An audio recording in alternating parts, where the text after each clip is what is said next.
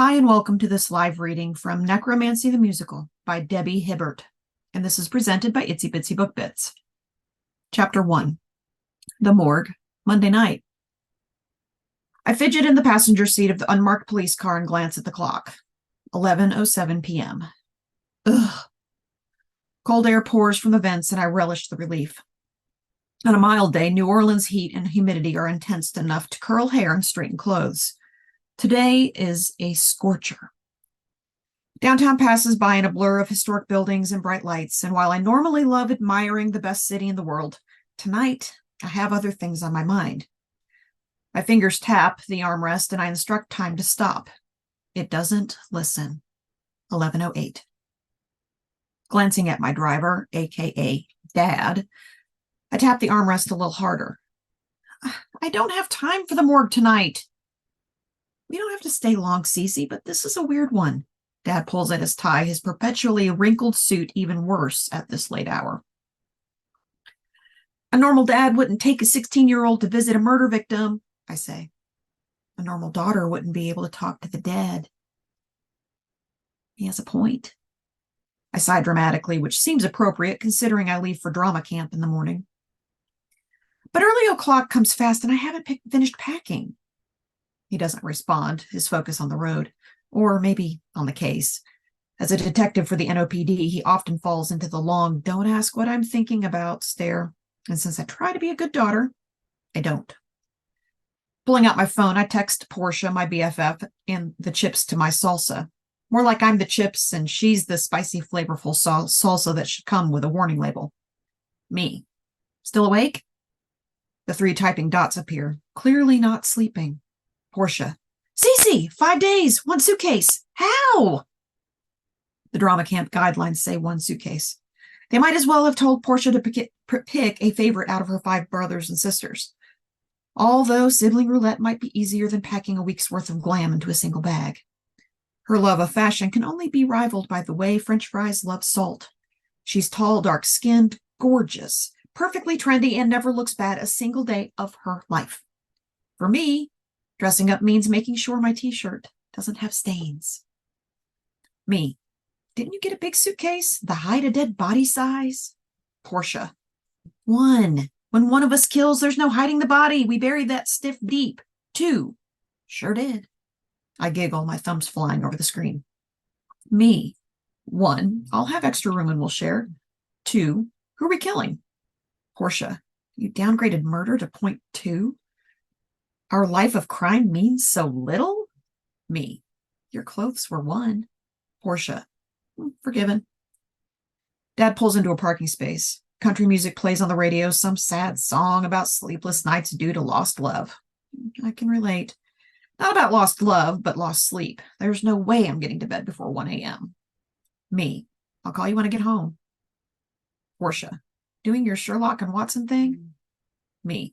Yep. The game is afoot. Ever since I accidentally raised my dog from the dead 10 years ago, Dad and I have cracked more cases than the greatest mystery-solving pair. I'm Dad's pink-haired secret weapon. Emphasis on the secret. Only Dad and Portia know I can talk to the dead. I hide my necromancy like a skeleton in the closet, living a strange double life of everyday CeCe versus magic CeCe. Of all the places in the world, the Big Easy might be more accepting of supernatural things, but what I do goes beyond party tricks and sleight of hand. Most days I wish I was normal. Dad waits for me by the building, and I run to catch up, my magic bag in hand. Not that my bag is magic, but calling it the bag holding supplies I use to perform necromancy seems a bit much. We head downstairs to my home away from home, the morgue. Our footsteps echo in the otherwise quiet hall, the only other sound a dull hum from the air conditioning. As we enter the room, a chemical scent irritates my nostrils, the pungent bouquet of formaldehyde and death. It always takes a few minutes to acclimate and regain the ability to breathe deeply. Until then, I inhale shallow, choking spurts that burn my throat. Never seen anything like this, baby girl. Dad opens the refrigerator drawer and the steel table glides out. The wounds seem to come from the inside. That is strange. The chilled room fogs my breath. I clutch my jacket closer, glad I remembered to bring one. The NOLA heat often makes me forget the freezing temps down here.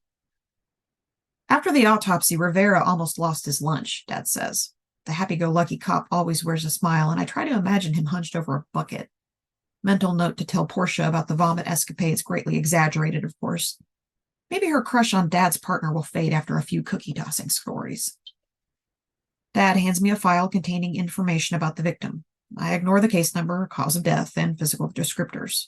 Those don't help me at all. But having a name, that's important. Henry Guillory. I know a couple of Guillories at school and wonder if they're related. Dad unzips the body bag, the metal tines buzzing, and he exposes the head. I set out my supplies, starting with a green candle. Striking a lighter, I touch it to the wick and turn it to flame. Next, I take a pinch of graveyard soil from my pouch and mix it with water, spreading the muddy paste over Henry's closed eyelids. Finally, I pour a wide circle of salt, Henry Guillory on the outside, Dad and me standing together on the inside. It only took one haunting for him to realize the importance of standing in the protective barrier. What's the wax and gibbous? He interrupts, knowing exactly what I need. I forget to follow the moon cycle, and he picks up the slack.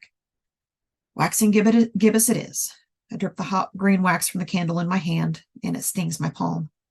Paraffin hardens, the color lightens, and I mold it into 3/4 of a circle. Moon token complete. But blood holds the true power, and I use my penknife to poke the tip of my pinky, rubbing a small amount on the token.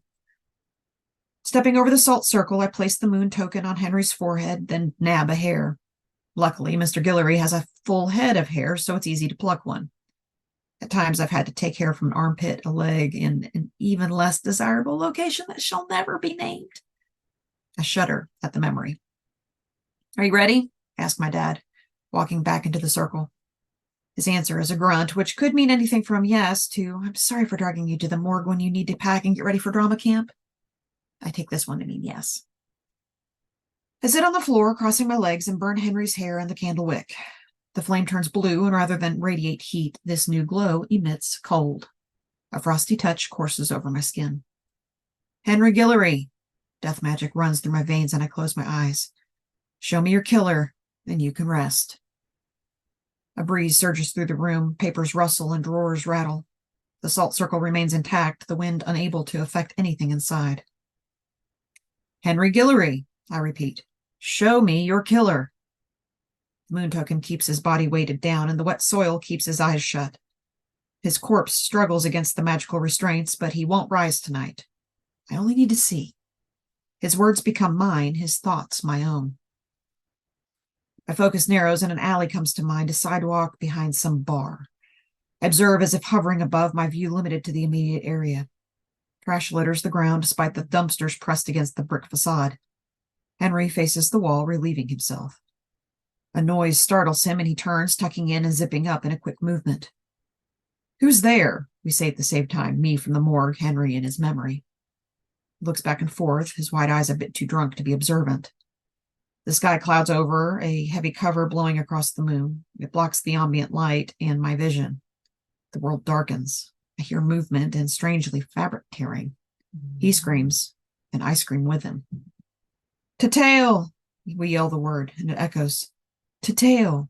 We say a little softer, until it fades to a whisper. Tateo. Dad shakes my shoulders, and I flop like a bobblehead. CeCe, what happened? My eyes fly open, and I gasp. It takes a few breaths to calm my racing heart.